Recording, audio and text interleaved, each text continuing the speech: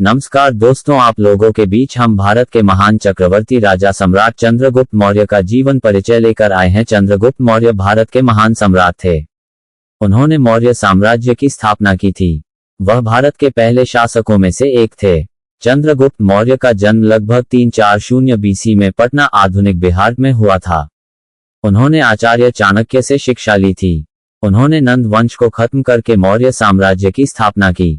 उन्होंने देश को विदेशी आधिपत्य से आजाद कराया और कुप्रबंधन से बचाया। उन्होंने अकाल से पीड़ित लोगों के लिए उपवास किया। उन्होंने अपने शासनकाल में शांति, सुख और समृद्धि लाने का प्रयास किया। उन्होंने सत्ता का विकेंद्रीकरण करके प्रांतीय और स्थानीय शासन को अधिकार दिए। उन्होंने उचित और कठोर न्याय व्यवस्था की स्थापना की। उन्होंने कृषि, शिल्प, उद्योग, संचार, वाणिज्य और व्यापार को बढ़ाने के लिए कई उपाय किए। उनके बाद उनके पुत्र बिंदुसार ने शासन किया और फिर उनके पुत्र अशोक ने। चंद्रगुप्त मौर्य के वंशज आज भी भारत में मौजूद हैं। वे कोइरी जाति की उपजाति मुराव या मोरी, मौर्य, कुशवाहा, शाक्य, शैनी, महतो के रूप में जाने जाते हैं।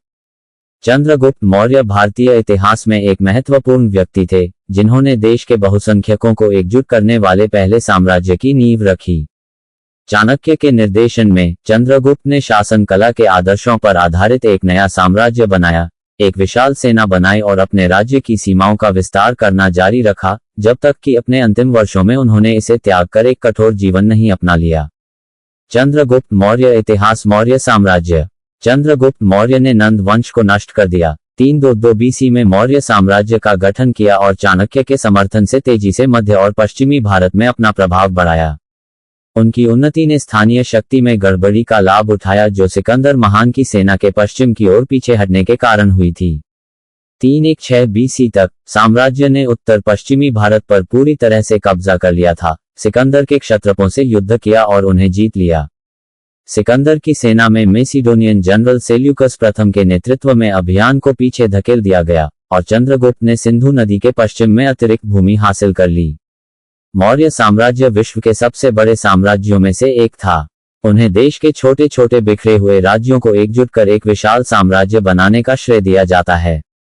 उनके शासन के दौरान मौर्य साम्राज्य पूर्व में बंगाल और असम, पश्चिम में अफगानिस्तान और बलूचिस्तान, उत्तर में कश्मीर और नेपाल तथा दक्षिण में दक्कन के पठार तक फैला हुआ था।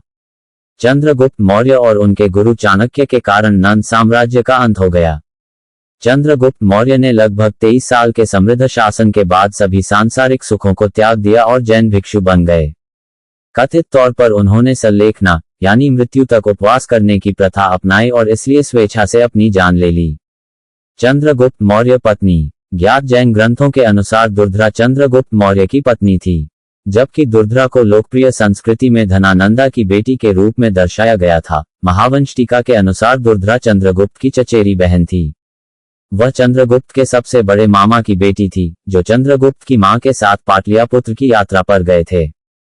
चंद्रगुप्त मौर्य की पत्नी दुर्धरा उनके इकलौते बेटे बिंदुसार की मां भी थी, जो उनके उत्तराधिकारी और मौर्य साम्राज्य के दूसरे सम्राट बने। दूसरी ओर दुर्धरा अपने बेटे को बड़ा होते देखने के लिए ज्यादा समय तक जीवित नहीं रही, क्योंकि वह उसे देखने से पहले ही मर गईं।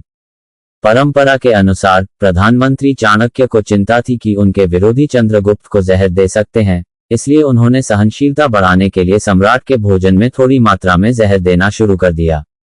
जब चंद्रगुप्त मौर्य की पत्नी दुर्धरा अपने पहले बच्चे के साथ गर्भवती थी, तो वह साजिश से अनजान था और उसने अपने भोजन का कुछ हिस्सा उसके साथ साझा किया।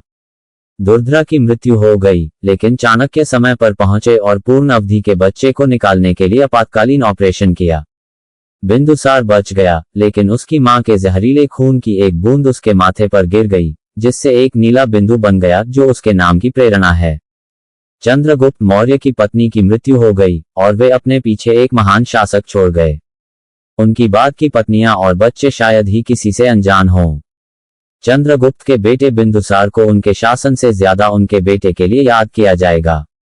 चंद्रगुप्त मौर्य पुत्र। चंद्रगुप्त मौर्य के पुत्र बिंदुसार थे। बिंदुसार, जिन्हें बिंदुसार मौर्य के नाम से भी जाना जाता है, दूसरे मौर्य सम्राट थे जिन्होंने 297 बीसी में सिंहासन पर कब्जा किया था। वे एक यूनानी अमित्रोचेट्स, जन्म लगभग 320 बीसी, मृत्यु 272/3 ईसा पूर्व थे। यूनानी स्रोतों के अनुसार उन्हें मित्रोचेट्स के नाम से जाना जाता था, जो संस्कृत शब्द मित्रघात से लिया गया है, जिसका अर्थ है विरोधियों का नाश करने वाला। दक्कन में उनके विजयी अभियान ने शायद इस नाम को प्रेरित किया हो। बिंदुसार के पिता और मौर्य साम्राज्य के संस्थापक चंद्रगुप्त ने पहले ही उत्तरी भारत पर विजय प्राप्त कर ली थी। बिंदुसार का अभियान वर्तमान कर्नाटक के आसपास समाप्त हुआ, संभवतः इसलिए क्योंकि सुदूर दक्षिण में शासन करने वाले चोल, पांड्य और चेर के मौर्यों के साथ मजबूत संबंध थे। बिंदुसार की मृत्यु के बाद उनके बेटों ने उत्तराधिकार युद्ध लड़ा, जिसमें कई वर्षों की लड़ाई के बाद अशोक विजयी हुए। चंद्रगुप्त ने एक राजवंश की स्थापना की जिसने 185 बीसी तक भारत और मध्य एशिया के दक्षिणी भाग पर शासन किया। कई पहलुओं में चंद्रगुप्त मौर्य की पत्नी का उल्लेख किसी भी स्तंभ या उन स्थानों पर नहीं किया गया है जहां उन्होंने अपने परिवार का वर्णन किया है। बिंदुसार चंद्रगुप्त मौर्य का पुत्र था, जो दूसरा मौर्य सम्राट बना। निस्संदेह वह उस युग का एक महान शासक था। चंद्रगुप्त मौर्य का इतिहास बहादुरी की कहानियों और सम्मान से भरा है। दोस्तों, लाइक एवं सब्सक्राइब करें और इस वीडियो को ज्यादा से ज्यादा शेयर करें। ऐसे जानकारी के लिए हमारे चैनल से जुड़े रहें। धन्यवाद। जय संविधान।